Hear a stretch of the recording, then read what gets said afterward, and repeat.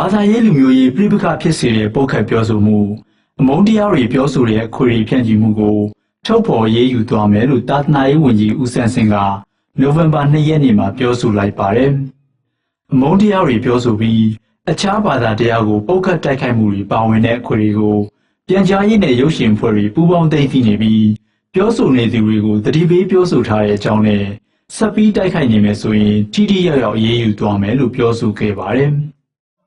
အခွေဒီအတန်မဲခွေတွေနဲ့ပတ်သက်လို့ရုပ်နာကိစ္စတွေတော့ဒါလိုလည်းပဲအခုဒီလိုပြန်ကြားရေးနဲ့ဒီရုပ်ရှင်တွေဖွဲ့နေတာဒီအခွေတွေကိုထိန်းသိမ်းချက်ကကိုထောက်ရတဲ့အချက်တွေ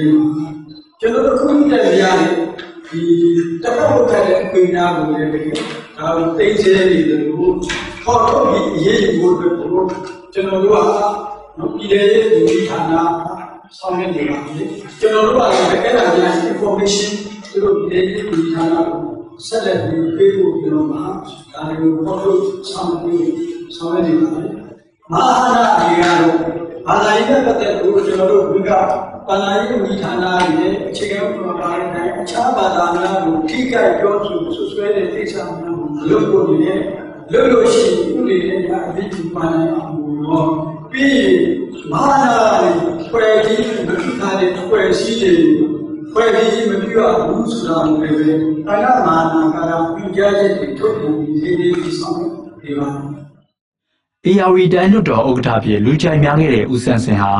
သာသနာရေးဝန်ကြီးဖြစ်ရာထူးပြောင်းလဲခန့်အပ်ခံပြီးနောက်ပိုင်းမှာ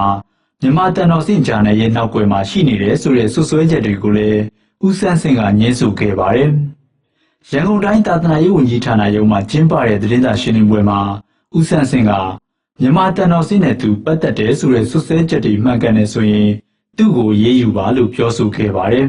။သာသနာရေးဝန်ကြီးဌာနအနေနဲ့ဖြေလျှော့မှုတွေလှုပ်ဆောင်နေပြီးတန်ဃာတော်တွေနိုင်ငံကူးလက်မှတ်လျှောက်ထားရမှာခွင့်ပြုချက်အစဉ်စဉ်တောင်းခံနေကြမလို့တော့ကြောင်းနဲ့တရားဓမ္မဟောပြောမှုနဲ့ပတ်သက်ပြီးထောက်ခံစာရယူရမယ်ဆိုတဲ့အချက်ကိုလည်းဖယ်ရှားခဲ့တဲ့အကြောင်းရှင်းလင်းခဲ့ပါတယ်။ဖျားစီဒီဂောပကအဖွဲ့တွေနဲ့ဆိုင်တဲ့ဥပဒေကြမ်းကိုရေးဆွဲနေပြီးသာသနာပိုင်ပစ္စည်းတွေကိုကိုယ်ပိုင်ပစ္စည်းလို့သဘောထားစီမံနေတဲ့ပြဿနာတွေကိုကင်တွယ်သွားမယ်လို့ပြောဆိုပါတယ်။